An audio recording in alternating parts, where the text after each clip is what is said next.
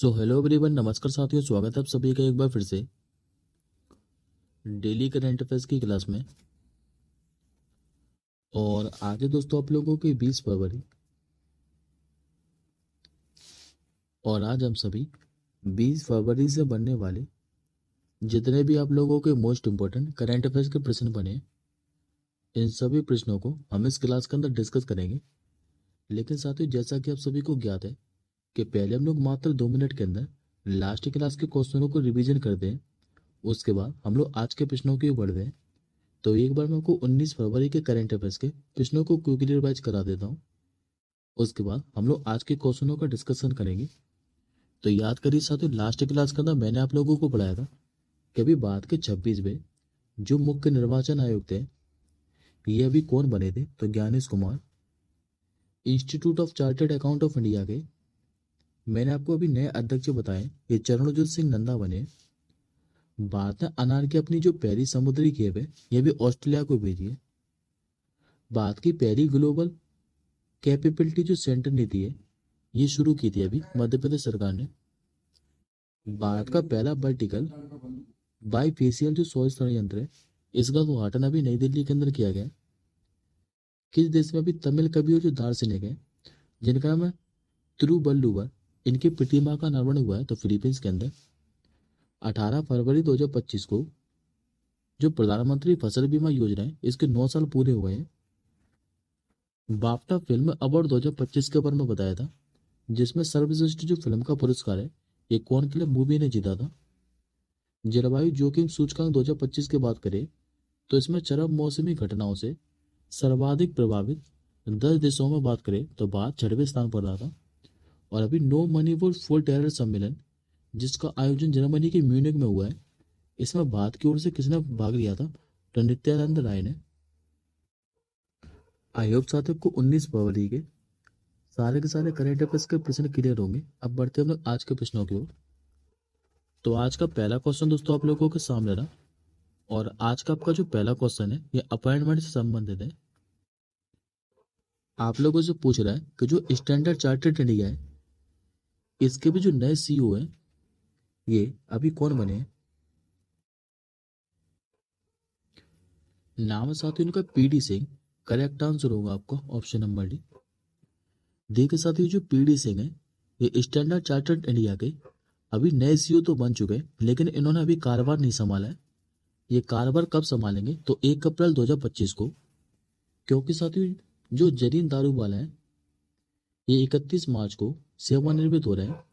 और इसके बाद ही 1 अप्रैल 2025 से स्टैंडर्ड चार्टर्ड इंडिया के नए सीईओ के रूप में कारोबार संभालेंगे।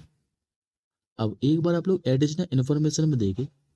एडिशनल इन्फॉर्मेशन के अंदर मैं आपको साथियों 3 अपॉइंटमेंट बताऊंगा, जो कि मैंने आपको फरवरी 2025 के अंदर ही पढ़ाया है। 3 अपॉइंटमेंट।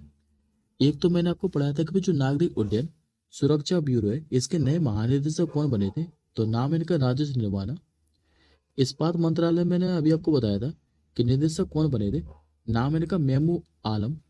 और अभी सिटी बैंक इंडिया के नए प्रमुख बताए थे, ये के बाला सुब्रमण्यम बने थे।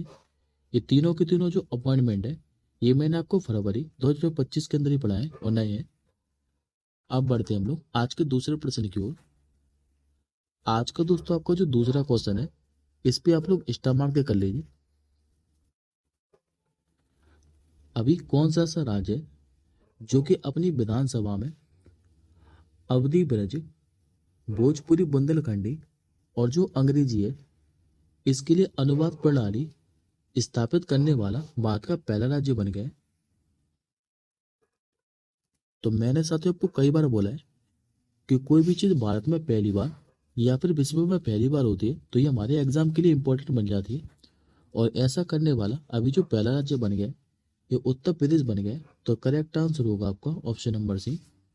खाली साथियों वन लाइनर क्वेश्चन है, आप लोगों से इतना ही पूछेगा कि अभी जो उत्तर प्रदेश विधानसभा है, ये अवधि ब्रज, भोजपुरी बुंदेलखंडी और जो अंग्रेजी है, इसके लिए अनुवाद सुविधा शुरू करने वाली भारत की पहली विधानसभा बन गई है। और अब दोस्तों यूपी के जितने भी विधायक हैं, ये अपनी क्षेत्रीय भाषाओं में अपनी बात रख सकेंगे। पहले हम लोग उत्तर प्रदेश के बारे में बात करते हैं। उसके बाद मैं आपको उत्तर प्रदेश से संबंधित करंट अफेयर्स के प्रश्नों के बारे में और रिवाइज कराऊंगा। तो बात करते पहले उत्तर प्रदेश के बारे में। तो उत्तर प्रदेश का जो गठन है ये 26 जनवरी 1950 के अंदर हुआ था। मुख्यमंत्री आप सभी जानते हैं जो कि योगी आदित्यनाथ है। राज्यपाल याद रखिएगा यहाँ की आनंदीबेन पटेल है। राजधानी की बात करें तो लखनऊ है। लोकसभा की सीटें आप लोगों से पूछ ले तो यहाँ पर 80 आपको लोकसभा की सीटें देखने को मिलेंगी। राज्यसभा की सीटों की संख्या है 31। और जबकि साथ ही विधानसभा की बात करें तो यहाँ पर 404 विधानसभा की सीटें हैं। और यहाँ पर दोस्तों विधान परिषद भी है। विधान परिषद की सीट कितनी है यहाँ पर तो 100। और जिलों की संख्या की बात करें तो वर्तमान में अभी यहाँ पर 76 जिले हो चुके हैं। क्योंकि साथियों याद करिए, मैंने आपको बताया था जो उत्तर प्रदेश का प्रयागराज है, इसमें जो महाकुंभ क्षेत्र है इसको अभी 76वां जिला घोषित किया गया था। शहरी क्षेत्रों का भी हरा भरा करने के लिए उपवन योजना की शुरुआत ये उत्तर प्रदेश सरकार ने की थी। लखनऊ में भी विश्व की 5वीं और देश की पहली नाइट सफारी शुरू की गई है। उत्तर प्रदेश के मुख्यमंत्री ने अभी मुख्यमंत्री युवा उद्यमी विकास अभियान का भी शुभारंभ किया था। और माँ की रसोई योजना की बात करें तो इसका उद्घाटन भी उत्तर प्रदेश सरकार ने किया है। अब आज का आप लोग तीसरा प्रश्न देखिए।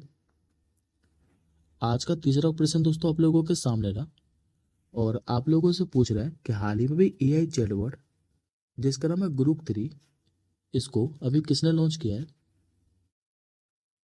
तो इसको दोस्तों एलन मस्क की कंपनी एक्स एआई के द्वारा लॉन्च किया है।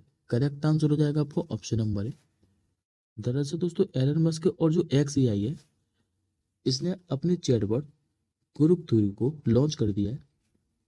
ग्रुप 3 की बात करें तो इसको दोस्तों एलन मस्क ने दुनिया का सबसे स्मार्ट एआई बताया। और ग्रुप का शब्द का मतलब क्या है तो किसी चीज को पूरी तरह से और गहराई में समझना। अब एक बार दोस्तों आप लोग एडिशनल इन्फॉर्मेशन में देखिए, ये 2 क्वेश्चन और देखिए, ये भी दोस्तों एआई से संबंधित ही है। याद करिए मैंने को डीप सीक एआई के बारे में बताया था जिसको भी किसने लॉन्च किया है तो चीन के द्वारा। और महाराष्ट्र में भी देश की पहली एआई यूनिवर्सिटी भी खोली गई थी। ये दोनों क्वेश्चन याद रखिएगा, एआई से संबंधित ही है। अब बढ़ते हम लोग आज के चौथे प्रश्न की ओर। आज का साथ आपको जो चौथा क्वेश्चन है ये स्पोर्ट्स से संबंधित है। आप लोगों से पूछ रहा है कि भी एशियाई मिक्स है जो टीम बैडमिंटन चैंपियनशिप है 2025, इसको भी किसने जीता है। तो ये दोस्तों पहली बार जीता है इंडोनेशिया ने। करेक्ट आंसर हो जाएगा आपको ऑप्शन नंबर डी। देखिए साथियों जो एशियाई मिक्स टीम बैडमिंटन चैंपियनशिप है 2025, इसको पहली बार अभी इंडोनेशिया ने जीत लिया है। और यदि आप लोगों से पूछे कि इंडोनेशिया ने फाइनल में हराया किसको है तो चीन को। अच्छा इसका जो फाइनल मुकाबला है ये कहाँ पर आयोजित किया गया था तो चीन के किंगदाओ में स्थित ओनसन स्पोर्ट्स सेंटर के अंदर। इसमें कांस्य पदक विजेता की बात करें तो जापान और जो थाईलैंड है इन्होंने कांस्य पदक जीता है। अच्छा दोस्तों इससे पहले ये जो किताब है ये किसने जीता था तो ये 2030 के अंदर चीन ने ही जीता था। और ये जो प्रतियोगिता है ये हर 2 साल में आयोजित की जाती है। और 2025 में ये जो किताब है ये पहली बार इंडोनेशिया ने जीत लिया है। अब दोस्तों स्पोर्ट्स से संबंधित मैं आपको 2 करंट अफेयर्स के प्रश्न और बताऊंगा जो कि दोस्तों काफी ज्यादा महत्वपूर्ण है। वो जो 2 करंट अफेयर्स के प्रश्न है वो इस क्वेश्चन से भी ज्यादा महत्वपूर्ण है। तो एक बार आप लोग इन 2 क्वेश्चनों को और देखिए। याद करिए मैंने आपको 9वें एशियाई शीतकालीन खेलों के बारे में बताया था जिनका आयोजन चीन के हार्बिन के अंदर किया गया था। और इसमें चीन क्या है कि 85 मेडल के साथ पहले स्थान पर ही था। 85 मेडल में बात करें तो 32 तो साथ ही इसमें गोल्ड मेडल थे, 27 थे इसमें ब्रॉन्ज मेडल और 26 थे इसमें रजत पदक थे सिल्वर मेडल और 26 थे इसमें ब्रॉन्ज मेडल। दूसरे मैंने आपको 38वें राष्ट्रीय खेल के बारे में बताया था जिनका आयोजन उत्तराखंड के अंदर किया गया था। और इसमें साथ ही जो सर्विसेज है ये 121 पदकों के साथ पहले स्थान पर थी। 121 पदकों में बात करें तो 68 तो थे इसमें गोल्ड मेडल, 26 थे इसमें सिल्वर मेडल और 27 थे ब्रॉन्ज मेडल। अब आज का आप लोग 5वां क्वेश्चन देंगे। आज का 5वां क्वेश्चन आप लोगों से पूछ रहा है कि अभी किस राज्य ने गुटखा और जो पान मसाले इस पर बैन लगा दिया है। तो ऐसा करने वाला दोस्तों जो राज्य बना है, जिसने भी गुटखा और जो पान मसाला है इस पर बैन लगा दिया है, ये बना भी झारखंड राज्य। करेक्ट आंसर होगा ऑप्शन नंबर सी। लेकिन साथ ही ये जो बैन है ये परमानेंट नहीं लगाया गया है, खाली शुरुआत में इसे 1 साल के लिए लगाया गया है। बात करते पहले हम लोग झारखंड के बारे में। तो झारखंड का जो गठन है ये बिहार से अलग होकर 15 नवंबर सन 2000 के अंदर हुआ था। राजधानी आप सभी जानते हैं जो कि रांची है। मुख्यमंत्री यहाँ के हेमंत सोरेन है। और अभी दोस्तों यहाँ के नए राज्यपाल बने थे, तो ये आप लोग याद रखिएगा, संतोष कुमार गंगवार। लोकसभा की सीटें यदि आप लोगों से पूछ ले तो यहाँ पर आपको 14 लोकसभा की सीटें देखने को मिलेंगी। राज्यसभा की सीटें देखने को मिलेंगी 6। विधानसभा की सीटों की बात करें तो 82 है। अब मैं आपको झारखंड से संबंधित 3 करंट अफेयर्स के प्रश्न और रिवाइज कराता हूँ। याद करिए, मेरे को मैं ये सम्मान योजना के बारे में बताया था। ये झारखंड सरकार के द्वारा शुरू की गई थी। वकीलों को भी पेंशन प्रदान करने वाला भारत का पहला राज्य कौन सा बना था, तो ये दोस्तों झारखंड ही बना था। और धरती आबा जनजाति ग्राम जो उत्कर्ष अभियान है, इसकी भी जो शुरुआत है ये झारखंड ने की थी। अब आगे देखिए आज का 6वां क्वेश्चन। आज का 6वें क्वेश्चन पे तो दोस्तों आप लोग स्टार मार्क कर लीजिए। अभी भारत के पहले ओपन एयर जो आर्ट वॉल संग्रहालय है, इसका उद्घाटन अभी कहाँ पर किया गया है? तो इसका उद्घाटन किया है दोस्तों नई दिल्ली के अंदर। करेक्ट आंसर होगा आपका ऑप्शन नंबर है। दरअसल दोस्तों भारत के पहले जो ओपन एयर आर्ट वर्ल्ड संग्रहालय है, इसका उद्घाटन अभी 18 फरवरी 2025 को नई दिल्ली के अंदर जो मौसम भवन है यहीं पर किया गया है। अच्छा, उद्घाटन किया किसने है? तो केंद्रीय विज्ञान और जो प्रौद्योगिकी और पृथ्वी विज्ञान राज्य मंत्री हैं डॉक्टर जितेंद्र सिंह, इन्हीं के द्वारा। और इसका दोस्तों जो उद्घाटन है ये भारत मौसम विज्ञान जो विभाग है इसकी 150 साल पूरे होने के उपलक्ष्य में किया है। बात करते हैं अब हम लोग भारत के पहले से रिलेटेड करंट अफेयर्स के प्रश्नों के बारे में।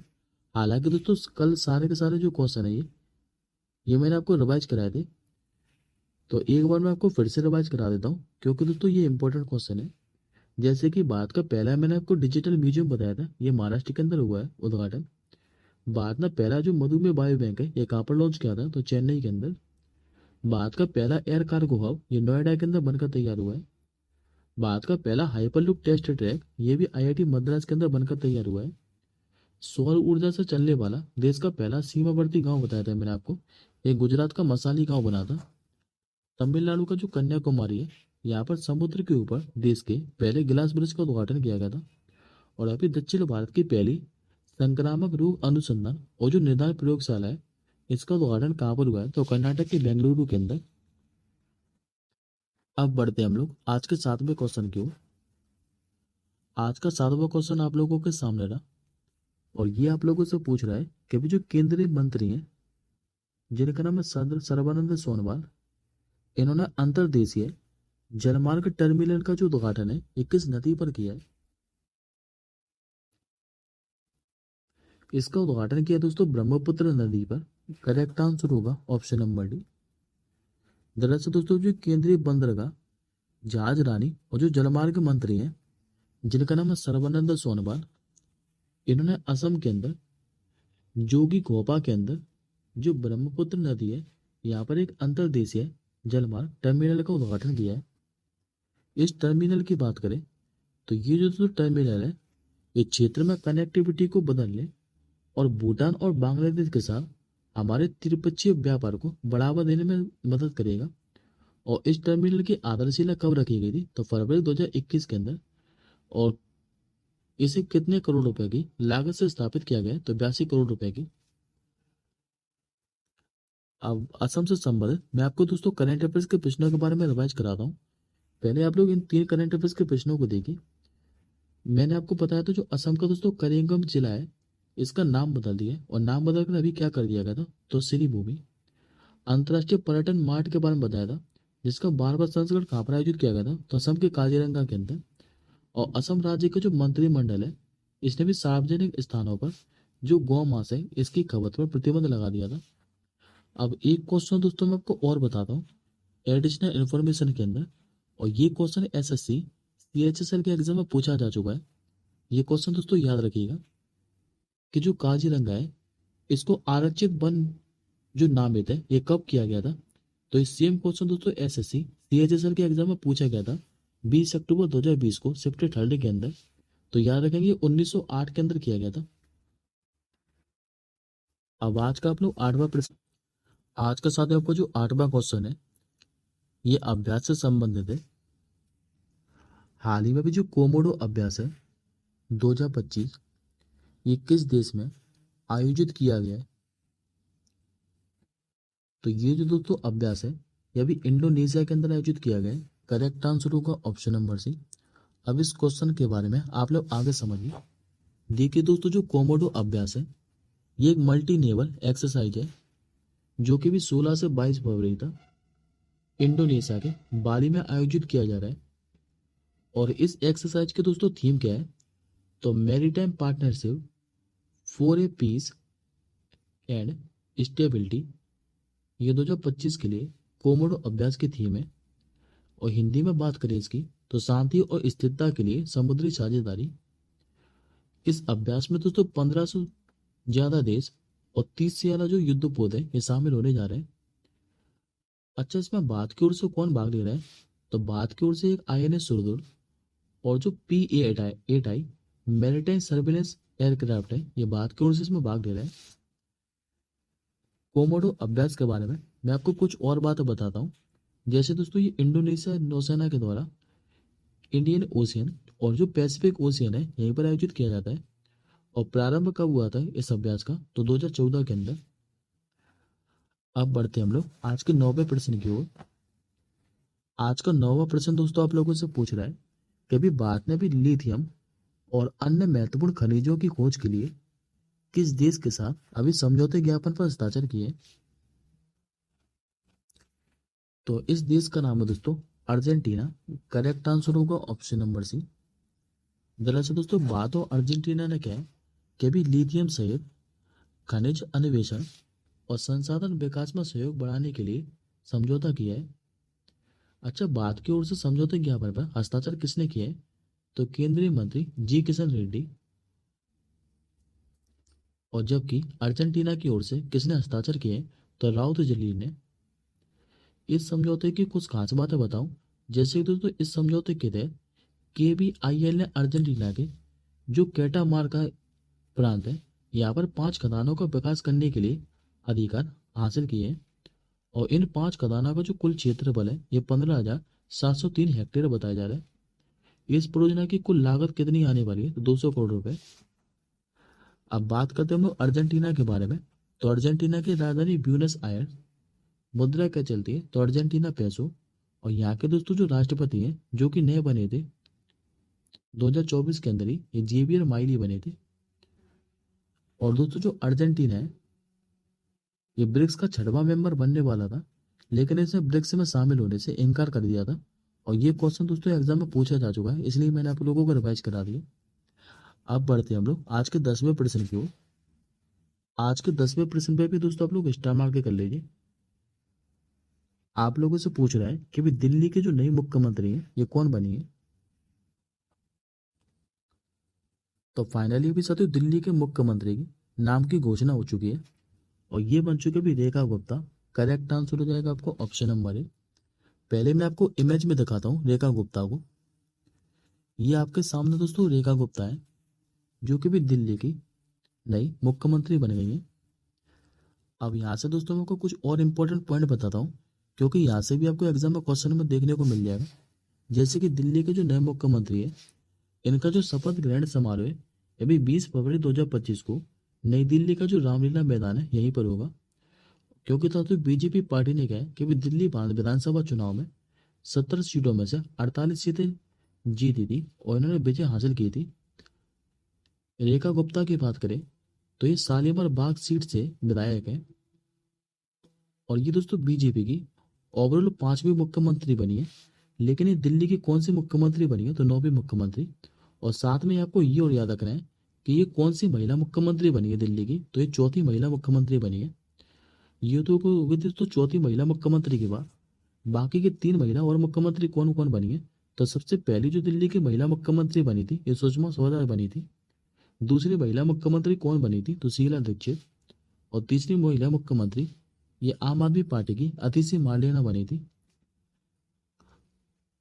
अब बात करते हैं दिल्ली के बारे में। तो दिल्ली के उपराज्यपाल याद रखिएगा जो कि विनय कुमार सक्सेना है। अब ये दोस्तों आज का आपका क्वेश्चन ऑफ द डे है और इस प्रश्न का आंसर मुझे आप लोग कमेंट बॉक्स के अंदर बताएंगे कि भारत और किस देश ने अभी भू विज्ञान और अन्वेषण के क्षेत्र में समझौते ज्ञापन पर हस्ताक्षर किए थे। इस प्रश्न का आंसर मुझे आप लोग कमेंट बॉक्स के अंदर बताइएगा। और एक बात और साथियों, एक बार सोने से पहले इस क्लास का रिवीजन जरूर कर लीजिएगा पीडीएफ के माध्यम से।